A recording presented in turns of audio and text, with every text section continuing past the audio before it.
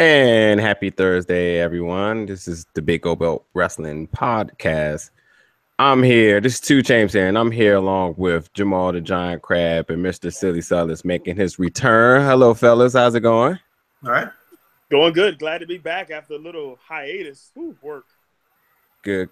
Dr. M should be joining us at some point. A little bit of technical difficulties, both on everybody in today. So that's why we're a little bit of a 20-minute delay. So anywho, so a lot to talk about this week because there's so much rumors, news, just internet trolling. There's just so much random stuff to just debate and talk about. And I don't even know where to start. I mean, obviously I got the topics in front of me, what we're going to go over, but it is really just a lot to talk about. But before we get started, it's been I will say there's been a lot of I wouldn't say blockbusters, but there's been a lot of movies that's just been released that a lot of people that's engaging a lot of people's interest. So I'm gonna pass it over to Jamal just to give us what we need to see and a little bit of a background of what's been released. So Jamal. Well, the long and short of it is we're in that time of the year where it's not Oscar bait season yet, and the summer movie blockbusters have kind of winded down. So if you need to head out to the movies this weekend to see something, I would say The Foreigner with Jackie Chan and Pierce Brosnan was a big ball of okay. Basically, it's like Taken, just with Jackie Chan. He's very good actually, and he's the best part of the movie. But there are some parts that aren't as great that it kind of averages out to a solid B+. The Mountain Between Us with Kate Winslet and Idris Elba. Basically, they get stranded in a plane crash on the side of a mountain. Meh. It was okay. Not great. Definitely worth a matinee. I didn't like the first Kingsman. It was just too goofy for me. The second one doubles down on that goofiness. So if you really like the first one, you'll more than likely like the second one because it gives you everything from the first one and more. Flatliners, if you like the original one, just watch that again because you don't need to see the remake. That was pretty terrible. Battle of the Sexes with Emma Stone and Steve Carell was pretty good about the tennis match from the 70s. That's probably like the first legit Oscar-worthy movie from the U.S. And Marshall with Chadwick Boseman playing and Josh Gad playing Boseman plays Thurgood Marshall, and it's about a particular case, not necessarily his entire life and not necessarily his Supreme Court, anything like that. But I would say if you don't know enough about Thurgood Marshall, this isn't the movie that's going to explain everything about him. It's just sperm play. But is Chadwick Boseman is he just a designated bio picker? Of all African American movies. Yeah. Well, that's actually a different discussion. For a different time. But yeah, there is some. It's black folks in Hollywood, but that's a different discussion there. Right, but he does particularly well as Thurgood Marshall. Josh Gad as kind of does his trademark Weasley. I don't know anything about anything, but I want to make it right because of story reasons. That it's pretty good. Not the movie I thought I was going to see, like the story that I thought I was going to get, but still turned out okay, and it was very different than what I thought it was going to be. So, I'm very, very surprised at how well it turned out. So let me ask you this: Chadwick Boseman as Thurgood Marshall, Jackie Robinson, or James Brown. Where does he rank of how he plays? Not the movie, but how he plays each character. Where would you rank those three? I would go with, and I'm biased because growing up in Maryland, I know a lot about Thurgood Marshall. They kind of beat you over the head with it in school because he's from Baltimore. Yeah, this is so true. Right. Which is a good thing. Right. But he's from Maryland, so you kind of know the guy already. Yeah. So I would say put that first, Jackie Robinson second, and James Brown third. But that's also partly because that's in the order that I know them. I'm not a James Brown fan. I am a big baseball fan, so I do have a better relationship with Jackie Robinson as a fan. Yeah. So I really can't speak on James Brown per se. Yeah. So wait, and just another little follow-up question with that. Do you think he deserved to be in these roles? Because those are three really pivotal people in their era, and their genre. well, that's the problem. Again, that's a different conversation to have because deserves is relevant. I mean, it doesn't. Who deserves what? That's kind of a non-starter. I would say that if given the opportunity to do something, does he do that well? And I think generally he does, which is why he's going to be a bigger deal in the Black Panther movie next year. But if not him, who? And of course, that leads to the bigger risk. You put an unknown to play this big guy, to play this big character. Will that make money? Will that be a surefire hit? Would you rather play it safe than take a risk? And that's a different conversation to have about making a movie. So, does he do well? Generally, I would think so. Is it like the greatest thing ever? Well, no. But again, that depends on what you're looking for in the movie. If you're looking for a book report in 2 hours on Thurgood Marshall, that's not this movie. So it's it's still good. It's still worth seeing, especially if you know nothing. But take Thurgood Marshall out of it. It's a pretty good courtroom drama. Okay. Well, shout out to Nick Ray going back to his early days. Thanks. Be sure. I'm sorry because I'm not going to plug this correctly, but be sure to definitely check out more of his in-depth reviews on his website, which is moversshakersunlimited.com. That's right. Get that. He works on his reviews simultaneously while he podcasts because he is the freaking man. So, be sure to step over to his website to see him, and you'll see him be reposted on our Facebook and on our Twitter page. So, you can't go wrong getting a really unbiased review, and that's immediately how we became friends because there's a lot of yes men in the review world. Some of the biggest names and critics out there were just fanboy out on movies, and you go see it, and it's just not that. Jamal gives you the most unbiased, realistic reviews you can have, and you're entitled definitely to go in there and get your own opinion, but it's definitely good to know that you got a trusted source here at the Big Old Belt Wrestling Podcast for movies in Jamal. So appreciate you giving us the quick 10-minute rundown on what to see this week. Dr. M is here. What's up, man? Not too much. How you guys doing? Good. Thanks for joining us. Everybody's dealing with technical difficulties. Seems to be a common thing here, but it's technology. It's man-made, so it's bound to cause issues. Or Mother Nature, because we have to blame something on them as well too. So, yep. But anywho, wrestling topics all over the place. Look, I do have again what we're going to talk about in front of me, but I am feeling very froggy. I'm gonna just do something a little different. Me and Jamal always talk outside of the podcast about stuff, and I mean, our 5-minute conversation turned to 30 minutes before you know it. So we already got an idea of what we want to go at here, but I'm going to take it over to Mr. Hiatus himself, Silly Celis, and I would just be curious to know what is it on your mind for discussion for tonight. Well, two things is on my mind, and once again, you and Krabby already probably talked about this before, but number one, I love the fact that even though it still needs to be fully executed, speak up. Oh, can you hear me? You sound a little bit distorted. Uh-oh. Let me get out of my la-la land. Or you're far away from the mic or something. All right, hold on. Let me try to make some. Is that Somalian internet you on? Yeah, it's probably Somalian again. Hold on one second. Okay. Wow. Yeah, there you go. Let's hear it now. There we go. All right. So my apologies.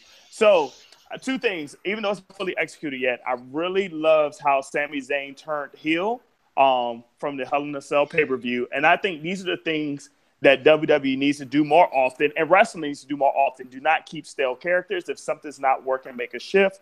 And I think this shift is going to be developed into something very well. Number two, which is my most important one, actually, The Miz continues to show why he is a first ballot Hall of Famer. And literally, if it wasn't for The Miz, I probably wouldn't even watch Raw right now because The Miz is the best. He's the most entertaining thing on Raw, and he's not even your world champion. And that means a lot. especially that he can carry any feud and makes you want to watch it. Guys, please just join in on let's tackle this. Just join in to say what you got to say at any times. I'm just going to start off by saying that there is no mistaking on why other superstars compliment the Miz and his hard work, no matter if it's even dissing him or whatever. He's being brought up for a reason, and he's been very relevant, and he's continued to elevate his character. And I think that, there's no mistaking why, he may not have defended his Intercontinental Championship on the pay-per-view, why he's automatically put into this feud with the Shield. And I think that being the fact that he was chosen for this first reunion feud with them, this says a lot to his character. And I can't argue. We've been saying it for a long time. The Miz is one of the best superstars in WWE and the most interesting wrestlers in the company. Yeah, come to the bright side, my son. Thank you. Thank you. I don't think nobody was arguing that. Jamal, I absolutely hate statements like that. I mean, honestly, I absolutely unequivocally hate statements like that because, and this is not to discredit The Miz. I think The Miz is decent. But when you say that The Miz is the best and the only thing worth watching on Raw, what are you basing that on? That's not a fact that you can throw out. Unless you have ratings that say that The Miz is on, numbers go up. You can't just throw it out there that says that The Miz is money because I said so. That's kind of BS. Secondly, I don't watch Raw. I've actually completely dropped off. I haven't watched it in more than a few weeks. I don't really know what's going on. I don't really have a reason to care. And it's not because of any one particular person, except Roman Reigns. It's the sum of it all. It's not interesting to me anymore. Something dramatic would have to happen for me to want to watch Raw again.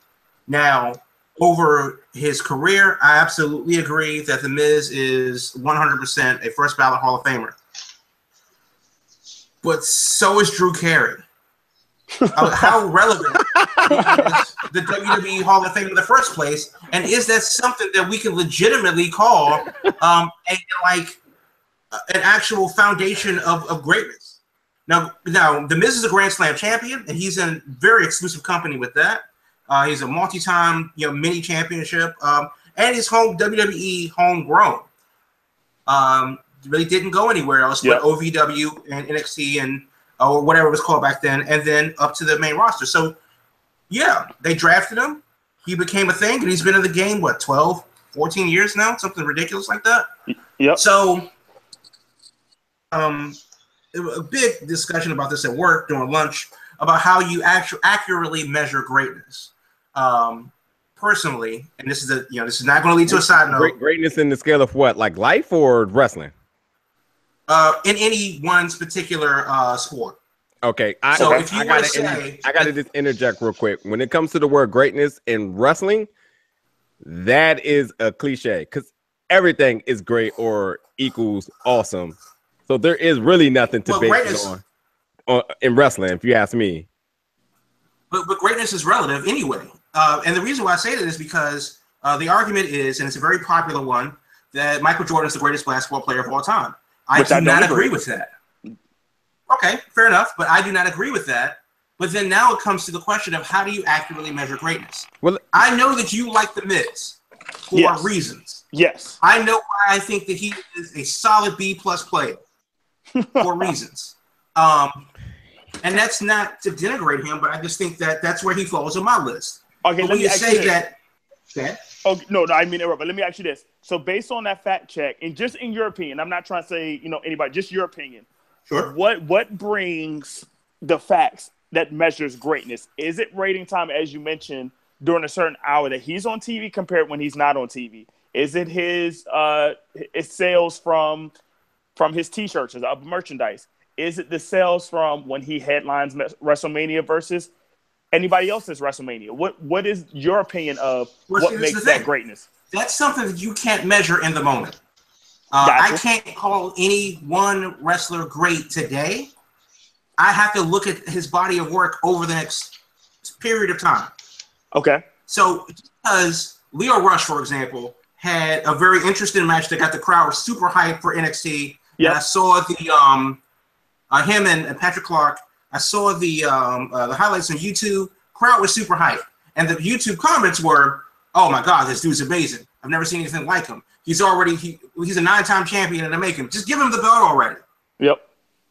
Well, okay, good points, but how do you measure that? What are you basing that on? That 130 seconds that you saw in the ring, or 1 5-minute match? You know, you have to wait. We have to give him a little bit more stock, and that's the problem with Roman Reigns, where he's not universally accepted. He doesn't have the resume yet. So in 5 years, or if he retires, before then, hopefully not. I don't want to wish him injured, but then we have to look back at what your fondest moments are. Yeah, and I totally looking into it in that perspective. I think greatness is measured, so to say, in legacy. It's definitely you definitely can have great moments, and within the moments, but it really is about the impact that she's left. I mean, this is why, we can always loop back to that Sasha versus Bailey at NXT match was great, because we still talk about this match that happened 2 years ago. Yeah. But there's been other matches I've talked about, like Kevin Owens versus Sami Zayn at Battleground. It was in DC, so I was there. Yep. So I remember particularly because I was there. It was great. But I guarantee if you ask somebody, hey, what was your top 3 matches in the last 2 years, people wouldn't even think of that. They'll John Cena, AJ Styles. Why? Because it's John Cena and because it's AJ Styles. Big names that you just automatically go to. And I'm sure we'll hear somebody say like Roman Reigns and The Undertaker or something like that. So, but yeah, you have a great point. I mean, the word is so usually used that it's really overused nowadays. Yeah, it is. But to Sellers' point, though, I mean, The Miz is great because I look at somebody who is WWE homegrown and being able to successfully make it in 13 years, but not being the face of the company and being able to survive and still be relevant over and over. A Grand Slam champion, as you said. I mean, it's a legacy in the making that whenever he hangs his boots up, at the end of the day, you will say that The Miz is absolutely a Hall of Famer, had a great career. And the contrary to Daniel Bryan, where people will easily say like, oh, he's easily a Hall of Famer. But did he have his greatest career as The Miz? He had his WrestleMania defining moment that everybody will forget. But beyond that, are there any other really particular moments that you go back to say like, yeah, that was pretty good? Let me ask you this. And all 3 of you guys, let me ask you this. There's one spot left in the WWE Hall of Fame for the class of 2019. Jericho, Randy Orton, and The Miz. One of them will get that spot. Who is that one? Chris Jericho. 2019? Yeah, Jericho. 2019. Yes. Chris? Well, I mean, I say 2019 because it can't be this year. And it's probably not next year. Yeah. So let's give him a chance to retire first. So 2019. Right. And it's all 3 of them. Jericho, Randy Orton, and The Miz. Jericho. And headlining it. Yes. Right. And I would agree with that also, even though Orton has more championships. Mm-hmm. And The Miz is a Grand Slam champion at least one time. Jericho twice, I believe. I agree with Jericho 100%, but that's the part of the problem. There's some people that only know Jericho for the list. There's some people that only know Jericho for the WCW stuff, like me. Yeah, right.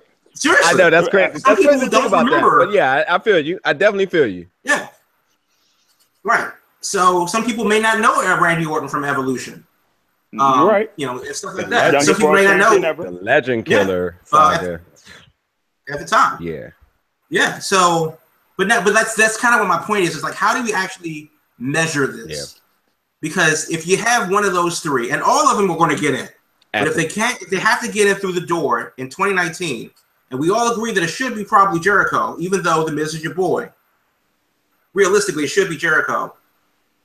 Then what is it about that one thing that pushes Jericho to the top and everybody else? I think that I think that Chris Jericho did something else remarkable, where he was able to transition from another company to be just as successful in another promotion and be a top guy.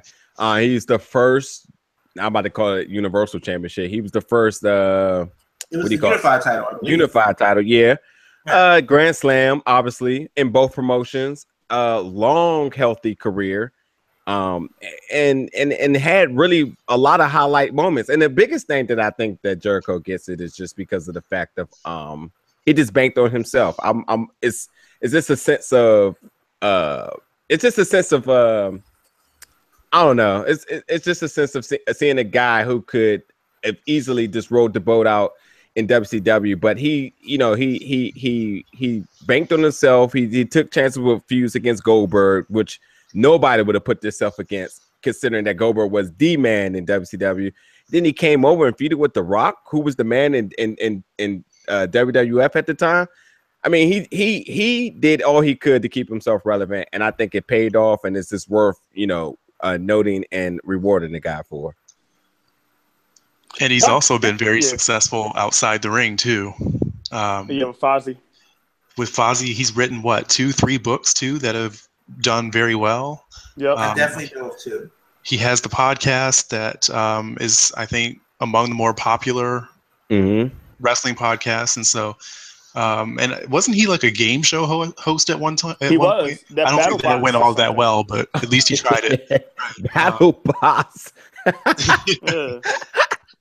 So I mean, both in and out of the ring, he's just built this amazing legacy that certainly puts him over the, at least right now, over the people that Jamal brought up. And I will say this too. He is a first generation wrestler in his family, which means that he did not have it. He didn't have any pedigree to get himself over or relevant at any point. He just who he was. I genuinely remember hating this guy against Rey Mysterio and Juventud in WCW to automatically like him, to him having one of the most. It's a very common finisher, but yet it was the most distinct that you knew was just different, even though it just looks slightly the same. It's a lot about the guy I can say that I like, but it's a good question. But Marcus, in your turn here too. What is on your to talk about for this week before we go down this list? Well, to pick up on something Jamal mentioned, I actually had a chance to sit down and watch NXT last night, and I think the hype is definitely well deserved and real for Lio Rush and Velveteen Dream. I thought they put on a good match that I wish was longer, and I hope that somewhere down the line WWE actually does more with those two, because I think that could be a fantastic feud. I mean, they both just, I think, delivered. So I'm excited that they're both in NXT and getting some attention now, especially Patrick Clark after his dubious appearance on Tough Enough. I'm glad he's finally getting the recognition he deserves. The other thing I wanted to mention was that AJ Styles is one of my MVPs of the last, I guess, 7 days or so. Just watching back at Hell in a Cell, I don't know if anyone else noticed, but he took some pretty intense bumps in that match. And I think it is I think we sometimes forget that he is 40, 41, so he's not young. Right. And he is outworking everyone, and he outworked everyone in that match. And then on SmackDown against Baron Corbin again, I mean, he took some pretty intense bumps. And I start to wonder how long he can keep doing this. Obviously, he's an amazing athlete, that he is on the road every week and showing up on TV every week and wrestling these high-quality matches. But there were a couple times, both on SmackDown and at Hell in a Cell, where I was legit concerned that he's not going to be doing this too much longer if he's taking bumps like this. Yeah. Shout out to the Maryland boys, Patrick Clark and Lio Rush, first off. And AJ Styles is one of those type of people who, even at the WWE level and top tier, that his heart is obviously still in it. That's why he does the full-time schedule, because he still feels like he has a lot to prove. And I mean, based on what are you in the business for, I don't think he's happy until he's back on top of the plateau again. So, it shows in the work. Jamal, and your turn, sir, for what is the discussion of the topic we're going to dive into right now? It's a personal decision that really doesn't affect anyone else. My biggest thing is this weekend. There is Evolve 94, which will be at La Boom in Queens, New York. But about 15 miles away in Hoboken, New Jersey, not 10 miles, is Capital Wrestling. So I'm torn as to which one I go to. Both cost about the same, $20-ish. Both start at the same time, one at 7, one at 7:30. So what do? The main event is Keith Lee versus Matt Riddle in a last man standing match for Evolve, which is going to be nuts. And Capital Wrestling has, Bo Crockett, but it's their main event, I think, is Logan Easton LaRoe, champion of the 1%, represent, versus Sonny Kiss. And I haven't not seen Sonny Kiss live, and that's something I definitely want to do while I can. So I really don't know, or at least I didn't know until this morning, where I was going to go. So, I think I'll just have to wait and see tonight which one I actually decide to do. Which one of them are you going to eat better at? Honestly, that's also a toss-up because if you've been to the Boom, the chicken quesadillas are phenomenal. So it's a club, but they have like a little a restaurant part also. So I would get the loaded nachos also. That's ridiculous. Not him. So you definitely going to eat well of both of them. But then Capital Wrestling got like baby back ribs and pulled pork sliders and just tomfoolery in the kitchen. As well as two of Nova Pro talent that I would definitely travel to see. So don't know. Really don't know what I'm going to do. And my topic before we go about the big popular topics of the week is something I want to. I'm curious because I've never been, and I know Jamal has. He's emphasized enough of how great it is, and I'm just curious to see what his reactions is on this. And anybody else who's may experience this as well, definitely chime in. But I saw a headline that says Lucha Underground to make U.S. history, and I was like, what? Like, what could they be possibly doing that that hasn't been done in wrestling? Well, it turns out that the finale of their season 4, that they will be shooting this and releasing this in a 4DX movie theater. Is that correct? I did not hear that. Okay, I got it up in front of me, so let me just skim over it real quick again.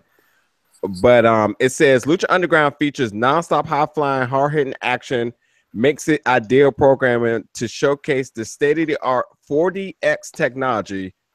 Remark El Rey Network President and GM Daniel Tibbetts.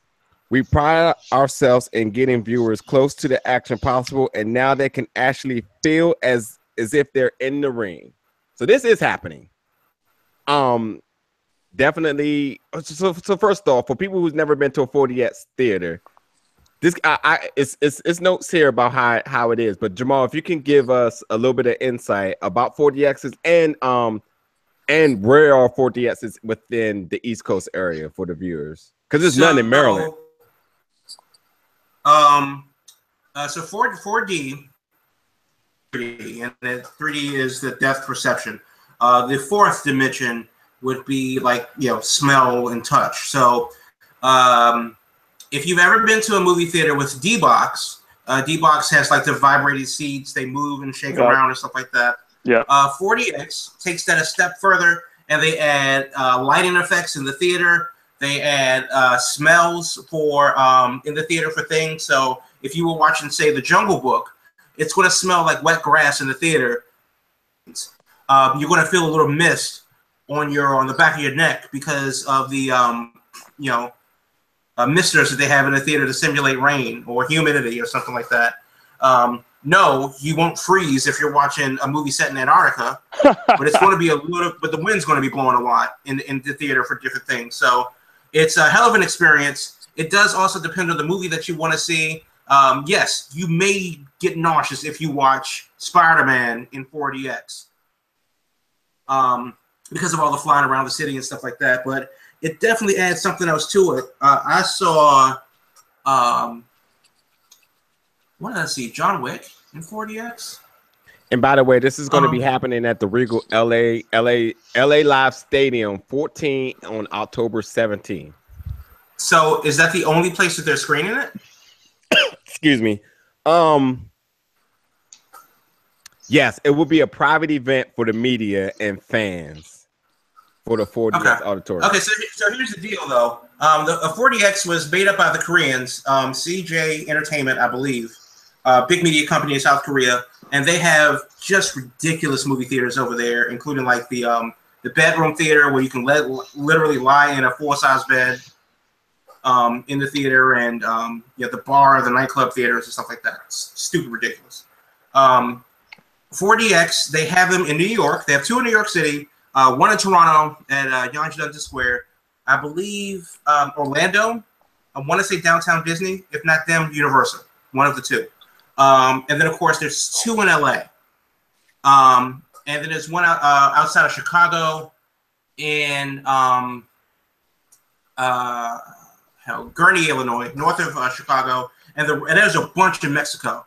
So if you're in Southern California, there's like 3 in Tijuana, which is kind of weird. Not every movie is in 4DX, like a lot of the bigger ones are, because they have to be calibrated for the motion sensors. But that's going to be nuts, Lucha Underground, because it's going to feel like you're there. You're going to feel like the bumps that they take vibrating in your seat, and the smell, hopefully, not that much of a smell of sweaty wrestlers. That might be a problem. But yeah, 4D is nuts. It's hella expensive. Like, it's like $40 in New York. Damn. No, I'm sorry. It's $30 in New York, and there is no differentiation in price. So you get what you pay for, but you better make damn sure that movie's good. So question. Do y'all spend $30 to see the finale of Lucha Underground in 4DX? I mean, in that type of experience, I think I would. I mean, it's like you paying an amount for a seat in the wrestling arena. So you're just doing the same thing, but just getting like a little effect like you're in a roller coaster ride and you're in there for 3 hours. YOLO. 2 hours. So, I mean, yeah, I would do it. I would do that for the experience of seeing it with all these other fans and stuff like that. Yep. That's not something that you can get at home, and that's not something that Twitter can accurately translate. Yep. And I think that's why in Dubai, for example, they show WWE pay-per-views in the mall. You can go to Mall of the Emirates at the theater there and watch WrestleMania at 4 a.m. with a bunch of other wrestling fans live in Dubai. That's cool. So, I didn't know that. Okay, so when are we planning that trip? Well, good call, Dr. M. I mean, I got a guy at Emirates. We can make some moves. We can talk about that over here. Hey, that's a cool idea. And that's something that would make me want to go to Dubai, because that just hasn't been on scope with something I want to do. But that's pretty cool. Anywho, to transition into the big bulky topics of the week. So if you've been under a rock, or just haven't been watching programming, or just whatever, Enzo Amore, cruiserweight champion, blah blah blah. Nobody seems to be fond of it. Corey Gray obviously doesn't like it, and a lot of other people seem to be roughed up about it. I mean, the storyline is that it roughed the whole cruiserweight division wrong, and nobody's pretty pleased of it. Everybody seems to be pretty against it. Enzo seems to causing heat for himself, and he had real heat in the locker room. So I mean, I guess it was just organic for him to be able to have a mic to just talk trash. Yeah. However, it seemed to have rubbed somebody really wrong to the point that they're pulling the Austin Aries, and the rumor has it that former cruiserweight champion Neville has departed from WWE. Has not been confirmed, but it's been heavily rumored from all your big rumor guys and other sources and stuff that he has. I mean, and if you watched the cruiserweight championship match against Kalisto, who won, it was a lumberjack match where all the cruiserweights was out there. Even I think TJP, who just returning from injury, or somebody was, I forget. So everybody was out there, and Neville wasn't. Yep. Turns out that Neville is not pleased about the direction and the booking of the cruiserweight division. He obviously wasn't happy about that new shirt that he got not too long ago. I wasn't happy about that either. This is a free fire conversation. Everybody chime in. I mean, by all means, cut me off if you got something to say. But what is just your reactions? What more information do you have on this? And how do you feel about maybe the most popular, who I will give my MVP thus far of 2017 in WWE, in Neville, because he was the best heel in WWE. And he went from not having anything to absolutely dominating the cruiserweight division, being the most interesting man in it, having great matches with Austin Aries, to not happy and leaving. Here's my thing on it. I think the biggest disappointment we just need to look as a whole is where the Cruiserweight Classic started, what it had a chance to be, and what it's ultimately become. And it's sad when you have a situation where everybody that's in that Cruiserweight Classic, nobody that was in the Cruiserweight Classic has now become a contender or a champion like that for the past year. And this is not against Neville. This is not against anybody. But if you think about Neville, if you think about Kalisto, if you think about Enzo Amore, all you're doing is putting them, the little guys who haven't done nothing in WWE, overshadowing the guys that worked hard to be in that Cruiserweight Classic. And I think it's just an overall disappointment of the whole booking of the situation, trying to make it part of Raw, trying to, do something else with the 205 Live. It's just been an overall disappointment of it. And I think that's where Neville's feeling. Well, even I don't know any rumors or anything like that, but based on where he was, being an NXT champion, to being forgotten about, to losing rather his Cruiserweight championship to somebody like Enzo who doesn't deserve it, it's like mind shattering. And this is why you think Christian left. This is why Cody left. This is why you have talented people who leave WWE because they're not being booked properly. I think that he has become the most interesting person in the Cruiserweight division. I mean, me and Jamal have talked about this numerous times, that let's not forget where Neville's from. I would have loved to see him have been the Cruiserweight Championship, went up against Pete Dunne or something interesting like that. I mean, the dynamics for what Neville could be used in the company is out of this world. He is absolutely must-see TV in 205 Live. He may not have produced ratings, but he produced matches on Raw. It wasn't enough to make you watch 205 Live because that's not his fault by any means, but he gets in the ring. He's absolutely what you want in a heel. And they just, they dropped the ball. But at the same time, too, they gave him a chance. They did what we want more to be. We want people that are of weight limit or weight eligibility to make an appearance in 205 Live, and he's done it. And because of one direction may not have totally pleased him, he's ready to leave. I mean, that's like a sore loser mentality. But I do not still agree with the Enzo booking, with how that worked out. By no means. He deserved better. He deserved better with the shirts. And he already knows that there's a ticket for him anywhere he goes. Anywhere.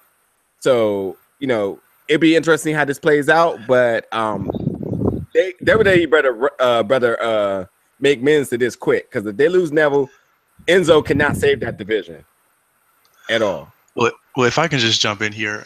Go for it. I have to say there's so much about this that just kind of boggles my mind. One of them being that, all the heat surrounding Enzo, I think a lot of it is justified. But if I remember correctly, I was reading somewhere that these past few weeks when somehow Enzo got his way into the main event, apparently the ratings have been satisfactory or gone up or something. Vince has been happy. So I don't know what to do with that. But anyway. I'm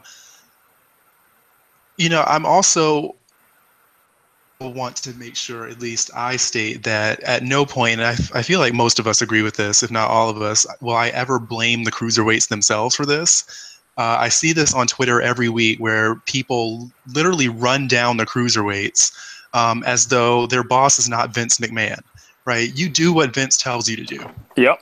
Right. And I was actually watching a clip from 205 Live. I don't know if this past week or the week before. And it was this past week, actually, the tag team match. That was the main event. And it was a series of like high flying spots in a row. right? Not the greatest storytelling, but it was exciting, I guess. And whoever the commentator is on 205 Live now said, this is what the Cruiserweight division is all about. It sounds like a Michael Cole statement. Well, and it made me think that perhaps in Vince McMahon's eyes, the Cruiserweight division is about getting in the ring and having, you know, quick matches where people jump off the top rope and do, you know, suicide dive and get a rise out of some fans, and that's it. And again, you do what Vince McMahon tells you to do. Yep. Right. But I totally get, in some sense, where Neville comes from. Right. Although I like 2 Chainz' sore loser comment, because Neville just had one of the greatest, you know, championship runs that I can think of in recent memory. I mean, he held the belt for half a year, if not more. Right. Had a lot of good, you know, solid high profile matches, especially with Austin Aries. Opened up WrestleMania with a good tone.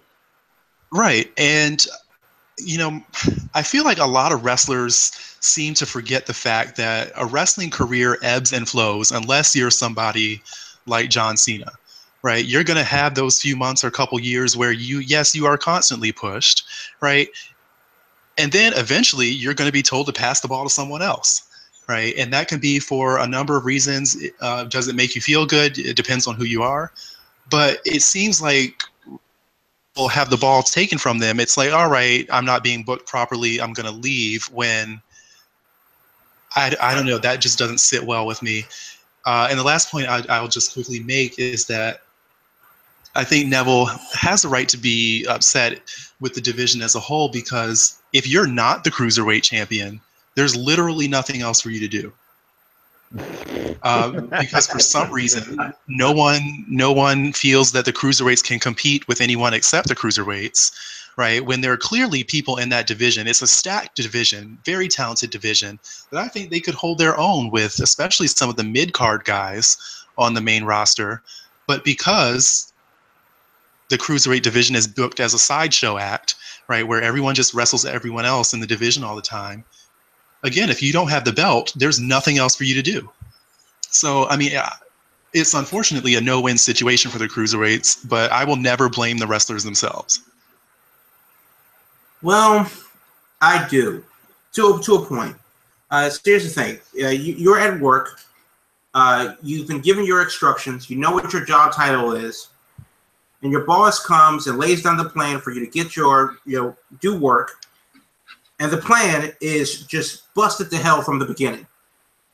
You do the job because it's your job. And when the plan goes south, your boss says, what are you doing to me? Neville's kind of been like that. That guy who's done it all right. But because the plan's been crap from the beginning, what are you going to do? Based on what the Cruiserweight Classic was and what we have now with 205 Live, it's not up to Neville to save the Cruiserweight division. It's all bad. It's been bad since day one, and that's the direction that they want to go in. The problem is when you see things like the New Day, and you see guys like the Usos, you see guys like the Miz reinvent themselves time and time again. It is kind of frustrating when you go, well, why can't Neville just do that? So which is it? Can they not grab the brass ring? Are they not allowed to grab the brass ring? Or like, how does that exactly work? Because we've seen where it can work, where you can do something else and reinvent yourself and get over if you have an original idea. But we also see where people are like, well, check still got to be, rent still got to be paid, and this is what the job is, good or bad. So I've heard rumors, and take them for what they're worth, that it also stems from WWE cutting him out of the WrestleMania DVD and him not getting the royalties from that DVD because where was his match? So that, and also the lack of equality when it comes to Enzo Amore, who was not a great locker room guy. And he comes in, gets put at the top of the mountain for no reason. Well, that's a frustrating in and of itself, because what does it say about those guys that have been there since day one, except Austin Aries, that has done what they've been asked to do, and it's just been bad from the beginning. So it's a no-win situation, really. I mean, it's got to be work is work, no matter where you work at or what you do. And I believe everybody in their life has once felt some amount of frustration because of them being overlooked or somebody else getting an opportunity that they felt they deserved. And I felt like Neville won. Him becoming heel in the beginning of the year or in the last year was absolutely the best thing that could have happened for him, because he has absolutely been the most interesting thing in the cruiserweight division since then. And now, he had to know there was an expiration date in this feud at some point. I mean, he arguably put Austin Aries out of WWE, which funny because Austin Aries sent him a cryptic tweet about, actually, I'm going to pull that up real quick. But, he had to know that his time was going to come at some point. And, it's just really unfortunate for the division in the whole that if this happens to be his departure, that we didn't get to see more magic from him than that we wanted to see. Other good high quality match. He's going to sit here and agree that we felt that Enzo was going to be the savior of this division, and him having that belt was the best thing that could have happened, because absolutely trash, hated it, still do, and it seems like if that's going to be the result of Neville departing, I will go with that. But so be it. Anybody else got any remarks on the Neville rumors or anything they want to add about what they've heard about this? Well, let me ask you this then. Since Neville hasn't confirmed himself that he's left, since WWE hasn't confirmed that he's left, should he stay or should he go? I think he should stay. Yeah. I think he should stay. In part because where is he going to make that much money? I mean, I don't think he'll have any trouble finding work and making a decent living. But where is he going to make WWE level money? I don't know. Also, I think a lot of his close friends are in WWE. I would be shocked if, Sami Zayn or Kevin Owens haven't reached out to him and tried to, reason with him a little bit.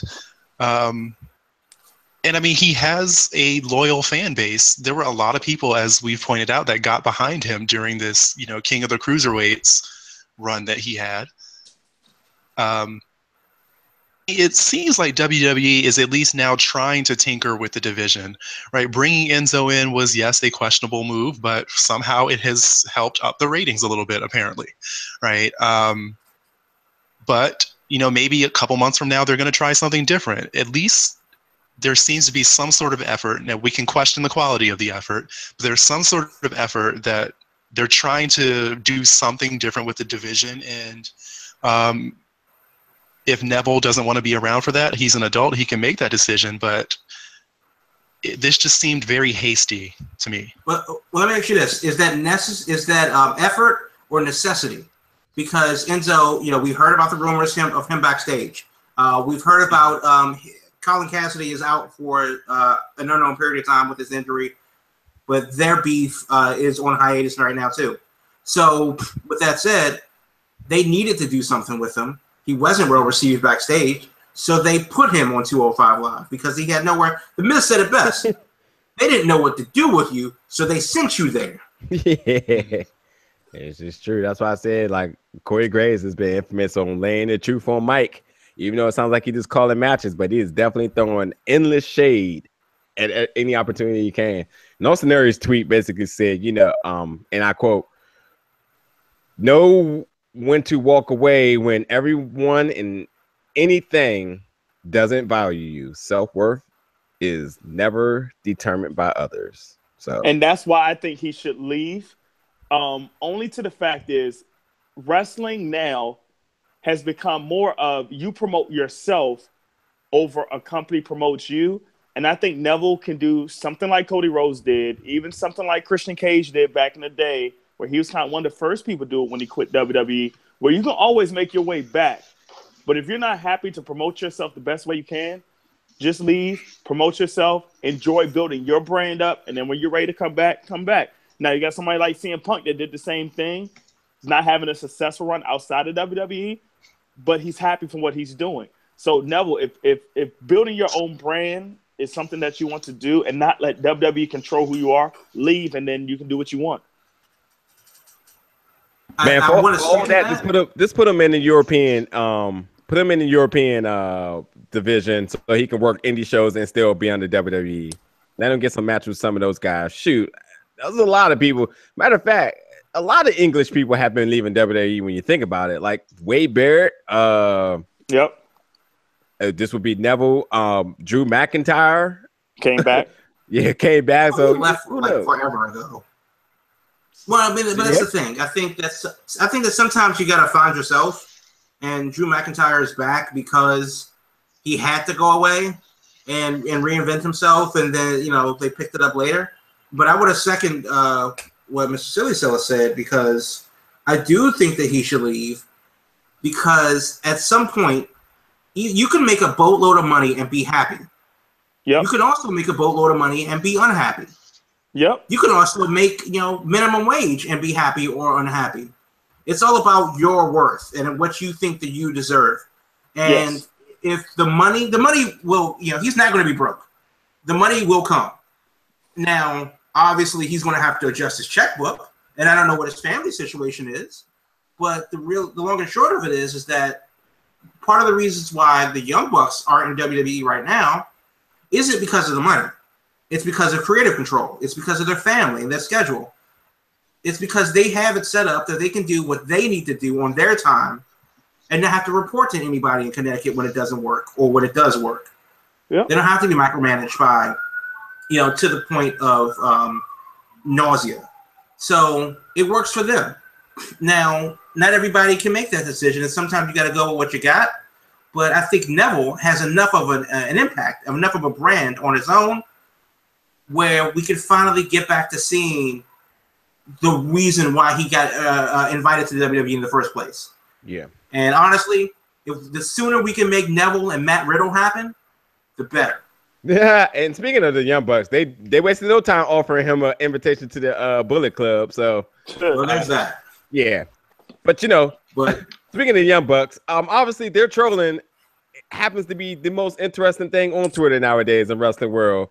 And in conjunction with Jimmy Jacobs stepping outside to take a picture with them during the invasion of Raw, 2 weeks ago?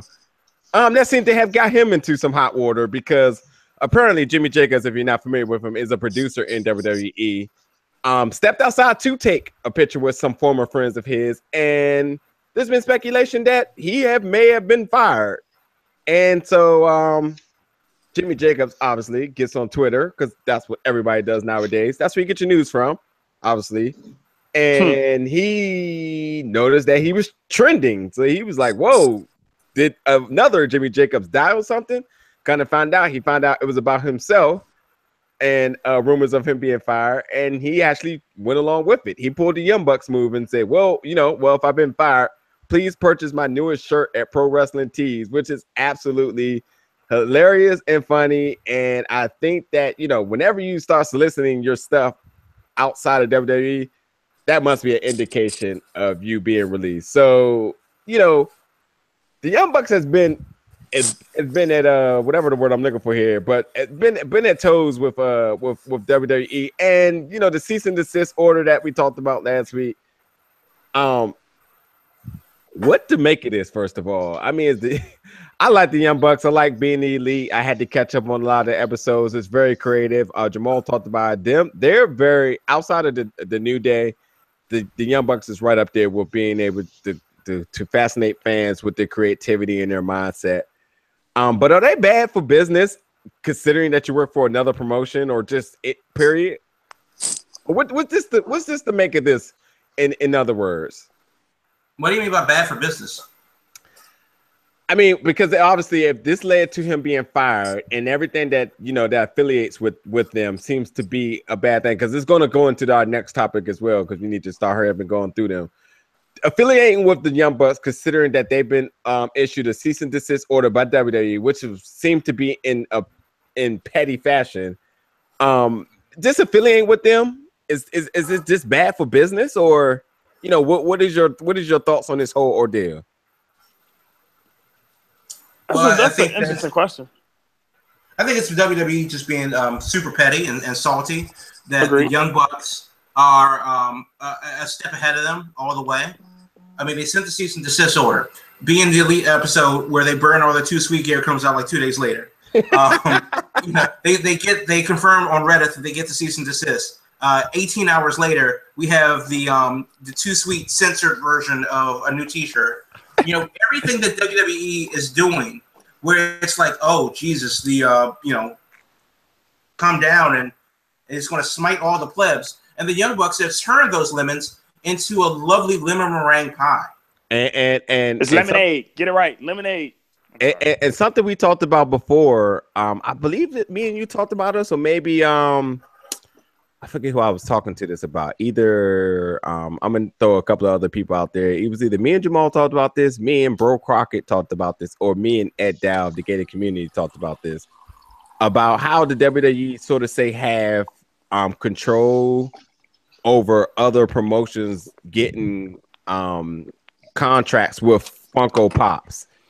And next thing you know, the Young Bucks have been contracted to release their line in 2018, which 2018, which in this case, not TNA, not RH, not New Japan was able to do so. This has been confirmed also too from Edward Dow, because he knows people in high places, that the Young Bucks, as well as the Bullet Club, will be releasing Funko Pops next year.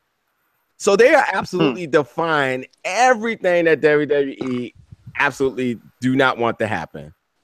But Jamal, if you can continue your point too. It's basically the Daniel Bryan story all over again.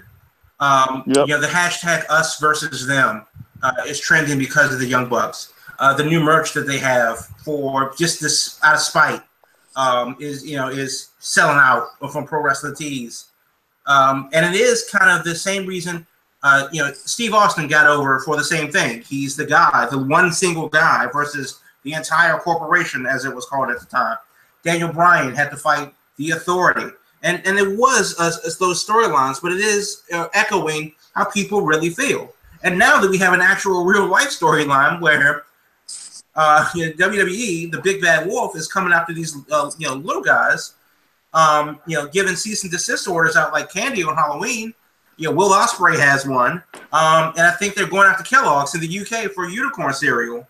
Oh my god! Oh my god! When I saw that, oh my god! So that may be something that's going to happen soon. If you're Kellogg's, you might want to rethink that. So, but the point is that everything that they do and everything they think they're doing, it's a community. We're all in this together. Yeah. And for WWE to just be the biggest bully on the block and just take their ball and go home is honestly kind of ridiculous. Starrcade is coming up. They've been tweeting Matt Hardy, the Young Bucks, and the Rhodes Brothers as a potential dream match. And I can honestly say that would be a dream match. People would lose their damn minds over it. But we know it's not, because we know it's not going to happen. Because we know that there's lawyers and all that BS at play. Wrestling's supposed to be fun. It is fun to an extent. But when you see stuff like this, when you bring the lawyers into it, then it's just like, what are you doing? No. I mean, shout out to the... I just wonder what... No, I was going to say, shout out to the Young Bucks for being able to stay way above water, even though they keep getting big boulders thrown at them. They're still making this absolutely fun, enjoyable, and they're having a hell of a time doing it. Go ahead. Well, I just wonder what... This feels like a damned if you do, damned if you don't situation, to be honest. Personally, I've never been a fan of the Young Bucks. I'll just put that out there. I just don't like them. But anyway, with WWE... to me, it seems like, well, there's two options. You can ignore the Young Bucks and everyone else who has figured out the formula that, let me antagonize WWE because that will make me popular. You can ignore that. But if you do, then there's going to be, people coming out of the woodwork saying, well, look at WWE getting punked and not doing anything about it. Or you can remember that you are a multi-million-dollar business and, try to, combat that. But it seems either way, WWE is either going to be the big bad wolf, or they're going to be the corporation that is getting punked. And so I don't see a winning situation for WWE. I mean, yes, we can argue that it's making wrestling fun. I don't know if I would try to defend that argument, but I can see why people would think that. But at the same time, again, this is another thing that sort of boggles my mind, like the Jimmy Jacobs situation. You knew what you were signing up for when you signed a contract with WWE. You knew you were going to get micromanaged. You knew that you were going to have people breathing down your back. So why in any way it would be shocking to you that someone is upset when you go outside the arena and take pictures during Monday Night Raw is beyond me. But again, that's just, I guess, my way of thinking. Well, go ahead and get that new unprofessional shirt at Pro Wrestling Tees, because obviously that's going to be the next trending purchase in their store. Apparently, yeah. To be fair, though, the invasion happened before Raw in Ontario, California, not during the show, I believe. And there was a Young Bucks beat up at the mall in Ontario Mills, which is like across the parking lot from the arena. So they set that up as people were going in closer to like 4 o'clock local time for the 5 o'clock show. And while people were waiting in line to get into the building, that's when they did their entire thing and then left after everybody went in. So I do think that WWE, if they really want to save face, put it on television. Make this an actual storyline. Oh, they don't have the balls to do that. I wouldn't think It so would either. be insane if Vince McMahon opened up Raw, like just a cold open, and addressed this. Not necessarily by name, not calling them out or putting their faces on TV. Well, I can't. But like, however they do, and I'm not smart enough to write this. No. But You are smart. You're just not thinking. You are very smart. If they absolutely took them on, like, head on as a storyline, because what happened when WCW was invaded in Norfolk in like 20 years ago, that was a storyline. That was a storyline that played on television. The end of WCW. I cried because Shane McMahon showed up on my TNT. Yeah. It did nothing make sense anymore. And shout out to my man Bobby the Brain Heenan too. You know that he embraced the moments again. One of the best commentary teams of all time when it was happening, and no cut card, straight up. Right. And I'm just saying that for my money, the most shocking thing that can happen is the unexpected, and it would be a small Christmas miracle. Is Vince McMahon came out there as Vince McMahon in character and everything and said, if you're too sweet, you're fired, or whatever the case is. So I mean, maybe not Vince, maybe Triple H or somebody like that. Yeah, but that's no. thing. But the fact of the matter is, you are brushing on the point and the next topic, because somehow, some way, Vince needs to address this. I don't know how. I don't know who. Well, I know who. His absolute cash cow, Roman Reigns. Now, again, if you have not heard this interview, Roman Reigns did an interview, a very unpeculiar interview, because he really doesn't do interviews. And the fact that he did this interview is just, it's kind of mind blowing because of the fact of the tone of it and the fact that he let his guy Roman Reigns do it. He's not good on mic. There's no confidence in that inside of shows, inside of feuds, period. So you're going to give him a open. You're going to allow him to have an open platform to do a show or a podcast to make remarks about the state of the business. He started out the show praising Braun Strowman in all good faith, no problems there. But he immediately went to remarks about how people like Bray Wyatt need to be Bray Wyatt. Who else he name dropped? I have the actual quote in front of me. Go for it, dude. He said, that's what we need. Guys who can, and no offense to any of these guys, we don't need guys running around doing too sweet, and we don't need guys acting like they're DX from 15 years ago. We need original characters, guys who are them. I need Seth Rollins to be Seth Rollins. I need Kevin Owens to be Kevin Owens. I need Bray Wyatt to be Bray Wyatt. We need original superstars who have no clue what was done 15, 20 years ago, and no disrespect to our history or our path, but we're trying to create something new here. The hypocrisy of those statements is confounding. That is an assassin move where The king sent his pawn to say, I need you to take out somebody for me, or at least initiate this war of some sort. I mean, by all means, everything you said earlier, this was absolutely an assignment sent by Vince McMahon himself, and nobody can tell me different to make these remarks. Sounds like him. You know why I don't think so? Because Roman isn't the guy that should be speaking for anyone, ever. Now, and also, Roman doesn't have the history himself to say what somebody should or should not do. What is he basing that on? I got you, but if your boss told you that you were the man, and he said, like, he basically gave you all the motivation and pats on the back to go do so, that could only make you feel that confident in order to make the remarks of such you made. I mean, without even talking about the 2 sweets and references to the Young Bucks, he pretty much dissed a lot of people that you're not even thinking about here. Because, I mean, you're talking about Finn Balor here, who isn't quite the original character and does 2 sweets, and Luke Gallows and Carl Anderson, who does 2 sweets. So, oh, and AJ Styles. I forgot about that guy because he does 2 sweets too. So, I still think that the main point is with Roman Reigns, and there lies the problem.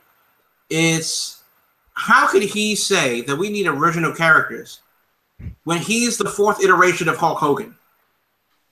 He made it very clear that he was not an iteration of John Cena. Exactly why he said that on mic, even though that might have been spoon-fed. You know why he had to say that? Because people absolutely think that's the case. I mean, it's obviously from Vince McMahon and making it seem like the case. He's following the same book recipe. Right. I mean, just by that comment and statement alone, it just varies to me and it baffles me at the same time because honestly, when it comes down to it, it's not about, and you kind of alluded to this, Jamal, it's not about what the wrestlers are doing, it's what your boss tells you to do, what you can build off of that.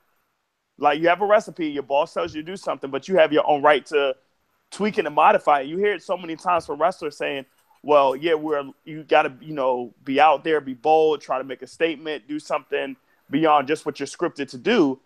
But who's going to be that person to do it and not be afraid? I mean, that's what Talking Smack was all about to me. And Raw Talk. Those were the platforms to do that. And it sounds easy because a lot of people need to reinvent and invest in themselves, but it's not being done. But here's the thing, though. If that's, you can take that statement that Roman Reigns made, but the Miz needs to make that statement. Yes. Because number one, why is like a face trying to bury other guys? Bray Wyatt needs to Bray Wyatt. They don't know who Bray Wyatt is. When he came in, he was like this cult leader from Deliverance, and now he's like the shapeshifter, like Voodoo Candyman. What the hell is going on there?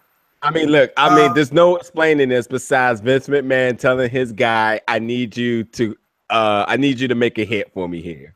That's all that is, dude. You know it. You couldn't find another Roman Reigns interview out there if you want it.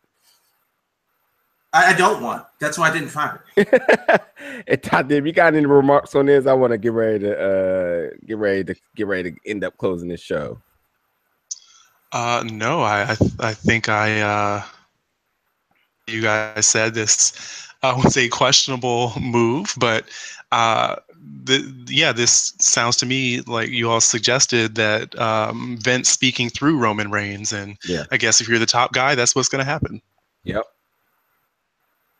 I guess the passing of the torch is as real as it gets now, because this is definitely a spot for John Cena, and it seems more John Cena-ish when you think about it in the first place.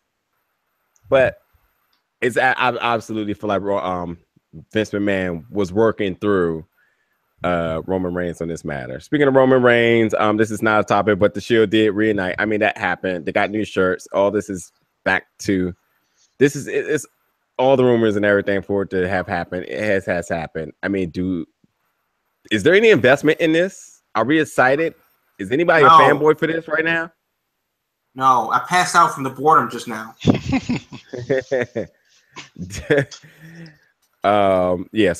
Shield's back versus The Miz Taraj. I'm sorry, The Bar and Braun Strowman. What the hell is The Bar? Oh, that's Cesaro and Sheamus, the bar. Oh, God. But yeah. So one thing I would just want to say about that quick feud is that a 4-on-3 with Braun Strowman being the Braun Strowman he's always been, the most dominating person. This should automatically favor the team of 4. So pretty much the Shield is about to get ready and squash all development of everybody else on that other side, especially Braun Strowman. I think he's going to take a hit here, considering they don't lose, or if he doesn't dominate, considering that the fact he just dominated the most dominant person in WWE and Brock Lesnar. I'm just very, very, very strange about him being inserted into that match of that sort. I would have loved to see the Shield versus Braun Strowman, 3 versus 1. That could have been intriguing, but whatever. We talked about this a little bit earlier about heel turns and face turns and just repackaging. I mean, it looks like that we're about to get the return of Eric Rowan and Luke Harper. We got Sami Zayn turning heel, and I forgot who else, something else. Nonetheless, though, with all that happening right now, I mean, are they getting this right finally? I don't know if about getting it right, obviously, but you know, I don't know about getting it right, but just going back a little bit with the Sami Zayn and with the Miz, you know, being part of this feud against the Shield. This is a time where WWE has to let the bad guy win, and sometimes, like you said, the development doesn't happen for some of these characters because the bad guy never wins, and it's terrible that it happens like that. Yeah. Yeah, I've said it before, and I think that it should have been Sami versus Jinder Mahal going forward, because Sami has the exact same story as Jinder Mahal, but just as a good guy. And I think that would have been interesting for him to take on that role. But since they didn't do that, they did the opposite of that and put him back with Kevin Owens for reasons. And it's obviously the most talked about thing that they have right now. So they just have to go with it and see what's what. You know, that's a definite tag team there. That's a definite championship match waiting to happen.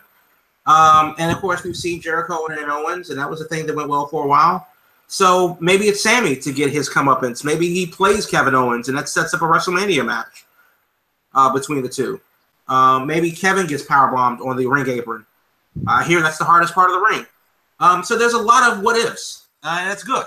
We don't know which way this is going to go, and that's probably the best possible outcome out of this. Well, speaking of heel and face turns, I am very much looking forward to when WWE drops this face Bobby Roode thing. Oh my God, me too. Because it's clearly not working, and I think, or maybe it was just me, it seemed like Bobby Roode forgot his lines on SmackDown. Yes. Okay. Yeah, you're right. Report. You're right. Yeah, because that was awkward, and it's just, I mean, obviously Bobby Roode and Dolph Ziggler are excellent wrestlers, but they don't have any chemistry. They don't mesh well. Nope. And Bobby Roode as a face just doesn't work. Nope, not at all. Well, they're the same character, so that's part of the problem. True.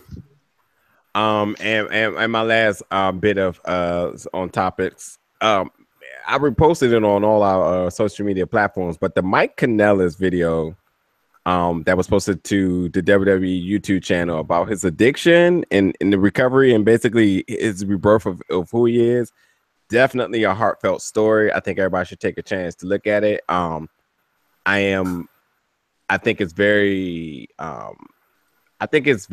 un-WWE-ish to sort of allow such a story like this to be publicized on the YouTube page, considering that he is very much open about his addiction to pain medicines, and that's really looked down upon in society, and not only in sports, period. But I think that Kurt Angle return was the cracking of the door, and now Mike Kanellis definitely sheds a lot of light into it as well. Him and his wife is expecting a baby, and it's just a really heartfelt 7-minute documentary to look at about him. So just wonder if any of you guys got a chance to see that, and just anything that you can take away from it, or like to say something about it. I'm not. Go ahead. No. Good, you go. I'm not surprised it's a thing. They did a thing on Alexa Bliss where she talked about her anorexia and her eating disorder that put her in the hospital. They did a couple like interpersonal things. I think they did a thing with the Miz and his relationship and stuff like that. So it's good that they're pulling back the curtain and seeing what's what. They talk about Kurt Angle and his painkillers and drinking and stuff like that. So they pick and choose the narratives that they want to portray, because if that's the case, they love these redemption stories, but they don't want to talk about the Ultimate Warrior. They love these, your redemption stories, but they don't want to really talk about why Eddie Guerrero died. Yep. They'll talk about Paige, this time next year, and whatever, and make her go through the ringer as well, but they won't talk about China at all. So I understand the sentiment, and if anybody that feels that they should watch this story, then do so. If it speaks to you, then great. But again, it's swimming in hypocrisy when they won't mention Chris Benoit, but then they'll put Mike Bennett out there and so that he can talk about his story. And again, if the ends justify the means and it hits you in a special place, then great. But it's kind of BS that we can't say Chris Benoit on TV anymore. I watched the documentary or the interview, and I thought it was great. To 2 Chainz's point,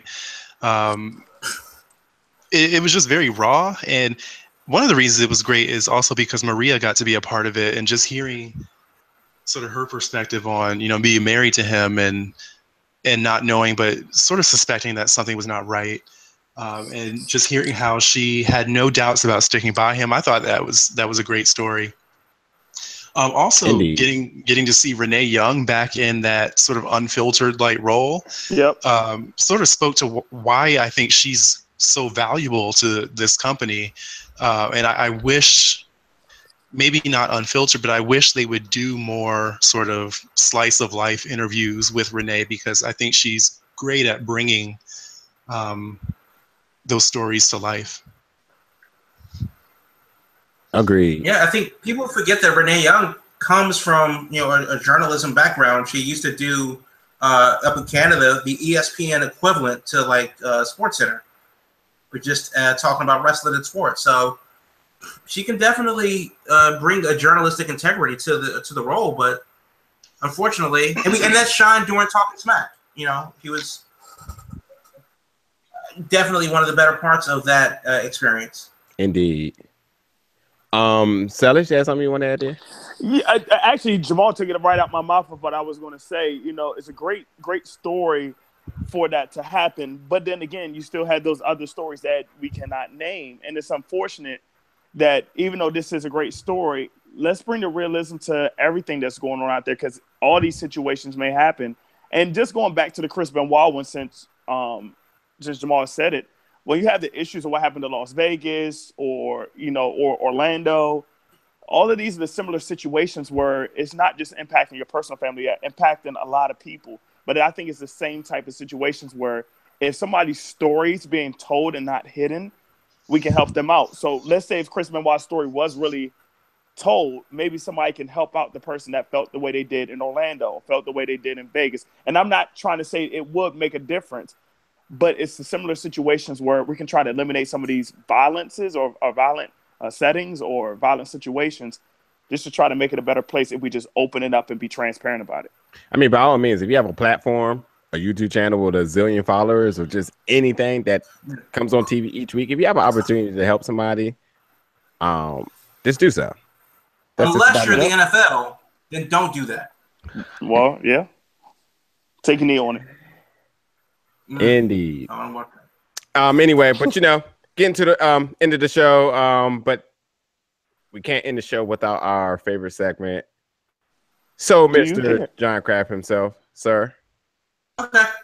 3 things for Do We Care this week. The first thing is, will you be subscribing to GWN? Do we care about what that is? Not at all. GWN? Yeah. That is a heck no. All right, then. Let's move on. I'm intrigued. Jesus Christ. Well, you gonna have to Google that, bro. Okay. Hey, when I read the caption of it, it said the lonely anticipated. I said, to who? Everyone in that warehouse in Nashville that the carryout that they operate out of is anticipated GWN, but whatever. That's just different story. I will say this though, on the lines of Global Force, I've heard that they're getting ready to start marketing in bigger wrestling cities, Chicago, New York. They're in Ottawa next month. Say that again. They're in Ottawa next month for Bound for Glory. Hey, that's what they need to do. Yeah. Get the heck out of Orlando or wherever they are in Tennessee. Get to some of these bigger cities and do it that way. Yeah. A New York for a Global Force show, I may do that. Absolutely may do that. But you didn't in August when they were there at the baseball stadium. They were in New York for 3 straight nights, and Global Force was. Next topic. Oops. I didn't even know they were still a thing that last year. I mean, was that Global Force or was that Impact? It was or Hootie Anthem. It was Hootie and the EC3. They were up there. God bless that damn Al. Titus O'Neil. He has a lawsuit against him. There's an update to it. Do we care? I'm sure. Yeah. Okay. So, $1.2 million in damages. What the hell did Titus O'Neil do where the defendant or the plaintiff is seeking $1.2 million in damages? This stems from the incident in which Titus did not react appropriately to Swerved, the show where he was pranked, and everybody had a good laugh except Titus, who afterwards allegedly started to wail on the cameraman.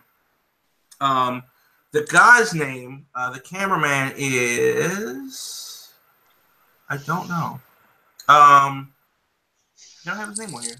But so the dude, the cameraman sues for $1.2 million, and it's a big lawsuit that names Titus plus 300 John Does as the defendants. Now WWE is actually being named in this suit, and it's being repackaged, I guess. So the guy is suing each defendant for battery, assault, willful misconduct, negligence, gross negligence, intentional infliction of emotional distress, negligent infliction of emotional distress, and claimed that he has not been able to work for 6 months due to injuries and has faced medical bills in excess of $150,000. So, yeah. Donald Anderson is his name. He must have Googled how to be a lawyer or how to fill out a lawsuit and put down every single thing he saw pop up. Well, Titus tried to get the case thrown out in court. The judge said, nah, bro. And that's going to go forward. And, of course, WWE is now named in the suit officially. Wow. So it's going to be interesting. He is going to the file was claimed in California, in Los Angeles. Titus tried to get the case moved to either Florida or the state of Virginia, where the alleged incident took place. They probably filmed something after a Raw or whatever, and that's the thing. But because the law out there in Los Angeles involving celebrities is kind of, it could be a bit tougher to get things done. So it'll be interesting to see what happens, and it'll be interesting to see if whether or not this guy is getting called out for BS. But Titus brand worldwide, they're going to need to come up with some maybe going bankrupt sooner than later. I mean, Titus brand, Florida, local Florida. Cancel. Yeah, cancel. Oh Lord. So, the last thing is about Carmella and James Ellsworth. We all know that they're a thing, but I didn't know how they became a thing until now. Wait. They're a real couple? No, sir. No. Oh, okay. Her and Colin Cassidy just purchased the house together. That is kayfabe. Hey, kayfabe. I hate it. I quote. Oh my God, his name just slipped my head. Joey Ryan. He hates kayfabe.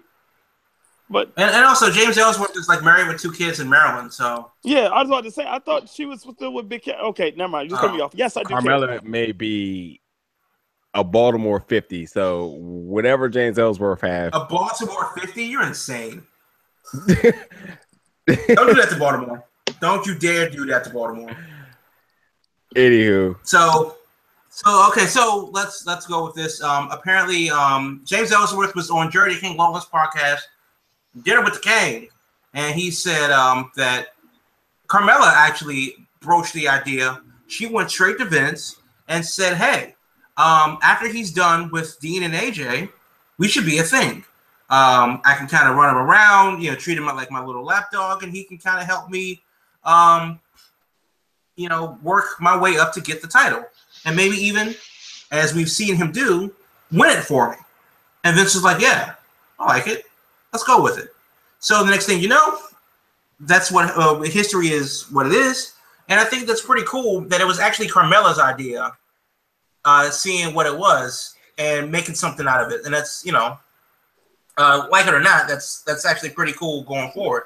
And I still don't blame them with that decision they did the first time at the Money in the Bank. I actually kind of liked it. It's dope. Yeah. It's dope. Yeah. So the Money in the Bank, the Money in the Bank thing. I gotta think about that again. But the Money in the Bank, the way the match fell out, like the first one. The first one. Yeah, I don't agree with that, but I do like what Carmella did here. This is another instance of recreating yourself. And James Ellsworth was way overly popular at the moment. But I mean, nobody was more popular than James Ellsworth than what's his name? I Got Kids. Those were the 2 hottest people at the time. Yep. I agree. Do what you gotta do. So that's it for Do We Care? Cool. How many closing remarks from anybody? Not for me. Yep. I just bought tickets to Capital Wrestling, like just now, and I will see Bo, and I'll see Logan, and I'll see a lot of other good guys up there. Unfortunately, Ken Dixon's on the show, so. But yeah, that's going to be a good time. Hoboken, New Jersey, starts at 8. Special shout out to Matt Ryan of Capital Wrestling. He's been on our podcast in the past, and beyond that, he's a great guy working really hard for his promotion. Definitely go give them what am I trying to say? Definitely go check out their Twitter page and check out all the things they got going on. If you're not local to the New Jersey, New York area, they have streaming services. I forget with who. I think it's Mad Men of well, it's Bischoff's thing, but I think it's like GFW TV. Right. At Capital Wrestling. Yeah. Wrestling without the G. Yeah. Not enough characters. Yeah, you can follow them there. Tickets are $20 plus tax, and then they have VIP packages that include like a front row seat and a T-shirt. Yeah. Stuff like that. So they got a lot of good things going on. Yeah. And also, peep that menu because I'm definitely coming hungry. So that's what happened. Yeah, and Caitlin can make it with us this week. She's in Buffalo, at ROH's Global Wars. So check out all her pictures and stuff she's posting on her Twitter page of everything that's going on. Looks like a good time. So, but anywho, be sure to continue checking us out Thursdays 8 p.m. We're on SoundCloud, Facebook, Twitter, all that other good stuff, YouTube. And Jordan Grace will be here October 19th for an exclusive interview with us as we prepare for the next Nova Pro show, which is the Pumpkin Spice Lariats. Let's hope that in the eye of cease and desist that Starbucks do not get involved here because their logo is absolutely dope. But yeah, if you know where I'm going with that, yeah. Don't give them any ideas. So anyway, sign off and be sure to check us out next week. Thanks for tuning in.